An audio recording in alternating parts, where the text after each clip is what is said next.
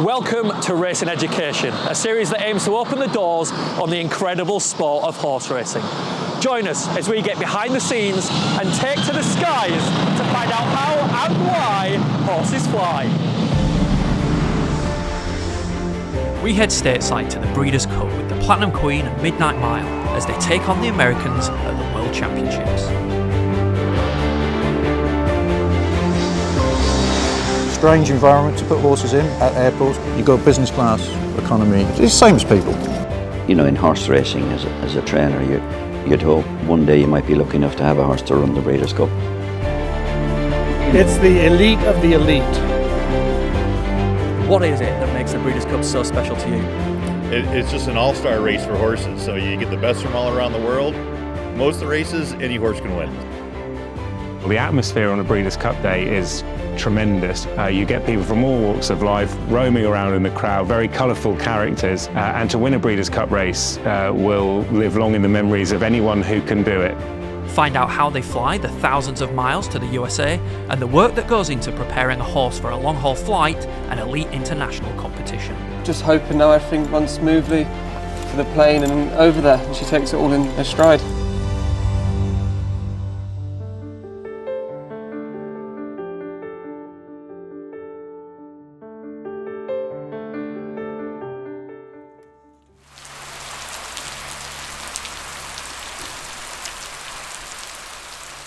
So our journey begins here at the yard of Richard Fahey, and this is the Platinum Queen, one of the yard's big hopes for the Breeders' Cup 2022. And we're going to check out some of the work she's doing before she flies over to Kentucky. And we're going to speak to some of the people that look after her and put the work into looking after horses like the Platinum Queen and Midnight Mile before they take on a big journey overseas. So Erin, we're here with Midnight Mile on the day she flies to Kentucky. What are your hopes for the Breeders' Cup? We're hoping for a big run from her. Yeah, be her first time on an aeroplane. Should be fantastic. And her temperament is phenomenal, so it's all pluses. So just want to get out there now and get on with it. So this is the Platinum Queen, one of Richard Fahey's big prospects over in Keeneland at the Breeders' Cup 2022. She's just doing some of her final prep work before she flies off to Kentucky later this afternoon. And you might be wondering, do horses have luggage like human beings? Horses need things, you know, they've got requirements when they go wherever they need to go. And the answer is yes.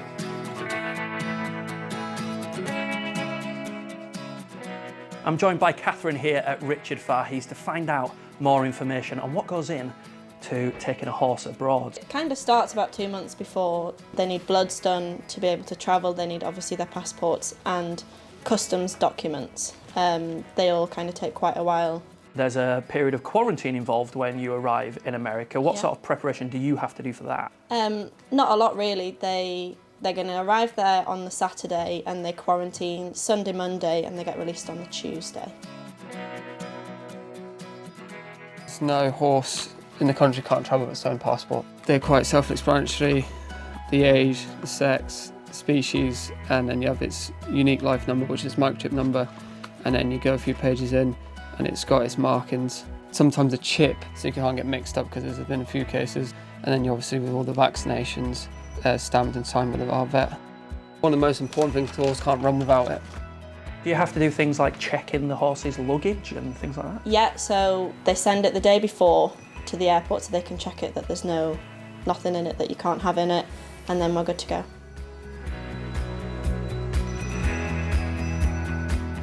So we're here in a bed fit for a queen, the Platinum Queen.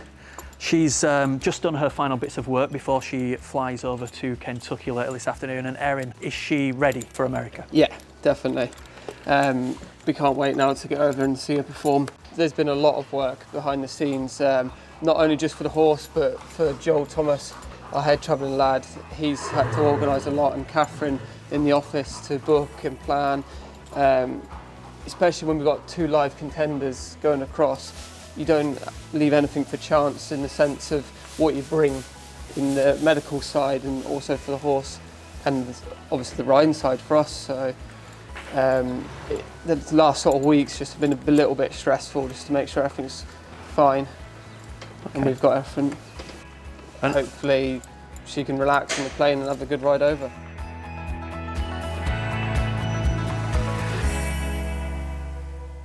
So then, we've got a rough idea of how much hard work and preparation goes into sending racehorses to far-flung destinations around the world. The next time we see the Platinum Queen and Midnight Mile will be in Kentucky for the Breeders' Cup, where we're going to speak to the owners and trainers about why send racehorses thousands of miles around the world to run a race. We're also going to take in some of the incredible atmosphere at Keeneland for the Breeders' Cup 2022. In fact, if I click my fingers, we could be there in a second. And just like that, here I am. Keeneland Racetrack in Kentucky for the Breeders' Cup 2022. Let's go and see how the horses we followed are getting on. I'm delighted to be joined by Brian from LG Bloodstock, who's going to shed some light for us on what happens when a horse gets on an aeroplane. Basically, how do horses fly? You go business class, economy, just like an ordinary. For horses? Yeah, exactly the same. So you'd have one, first class would be a horse on his own. How do the horses react to flying then? Because it's got to be unusual for them. They don't really understand what's going on. I would say probably about 95% of them are fine. We earn our money when it's the 5%, but our main job is to get them on the aircraft. We load them into the stalls and then they're lifted up and they're put into a cargo aircraft. They stand all the way, they're fed, they're watered, you can control the temperature. We can go back and check the horses at any time.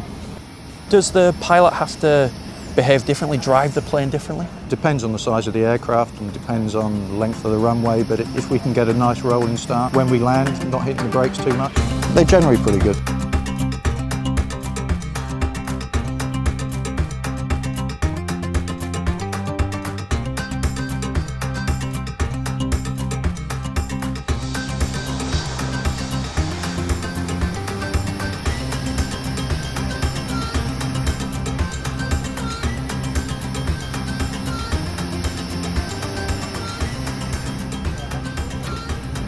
Midnight Mile. The Platinum Queen.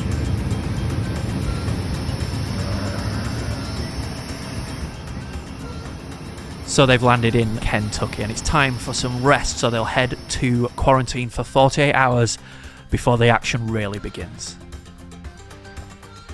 Here's Sheila and the Platinum Queen. Midnight Mile. And leading out in quarantine. So we're limited to do the next 48 hours. We can do it an hour in the morning, an hour in the evening. It'll take us very well.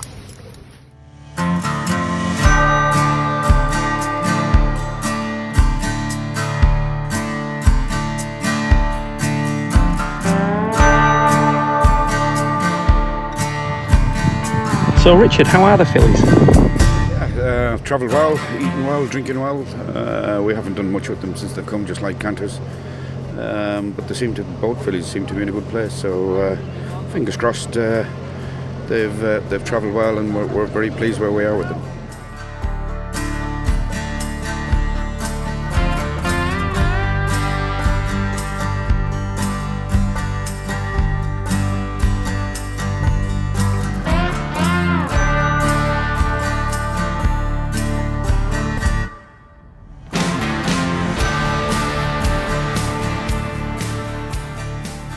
Yeah, look, she's in great form, and we went on the grass today, which was something different for her. But look, she's in great form, and look, it's only a couple of days to the race, but hopefully we can keep her in one piece till then.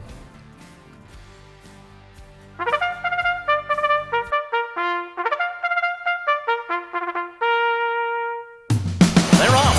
It's the Breeders' Cup Juvenile Fillies, and away to a perfect beginning.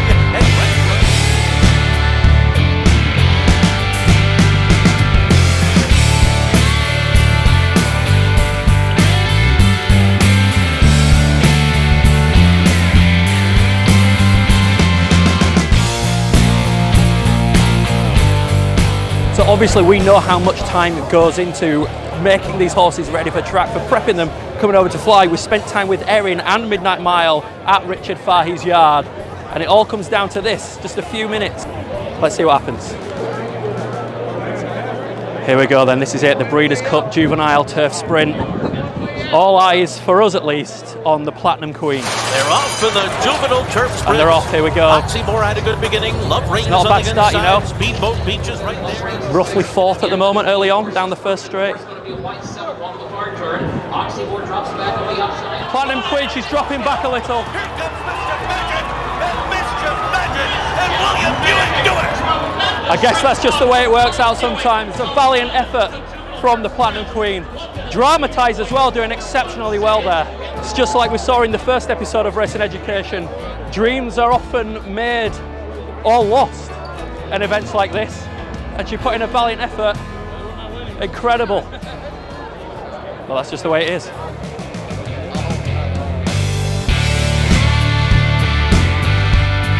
Parabel and Morantiana, these two with creative force, closing in the middle. It is going to be Parabel to win the turf sprint. You can't be anything but delighted.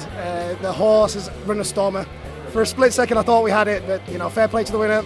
Obviously, as game as they come, but yeah, I mean, listen, when you got Ryan on board, that's an added bonus. You know, the last 50 yards, obviously the filly was very game.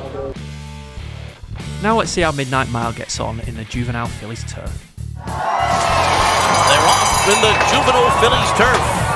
Free look, Comanche Country, right at the rail, Be Your Best alongside. Tate, Teacher to the outside, Midnight Mile, and Laston all finishing down the middle of the court, but it will be Meditate. Oh, she just dominated the juvenile Fillies turf.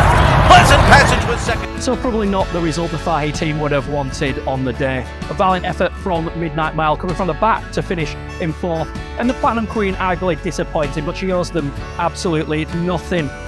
It's not a total loss for the Europeans though. Charlie Appleby's incredible record at the Breeders' Cup continues. And in the final race of the day, and a win for Aidan O'Brien, Victoria Road brought home victory under Ryan Moore. And that was 2 victories for Ryan Moore on the day as well. So not all bad for the Europeans at the Breeders' Cup.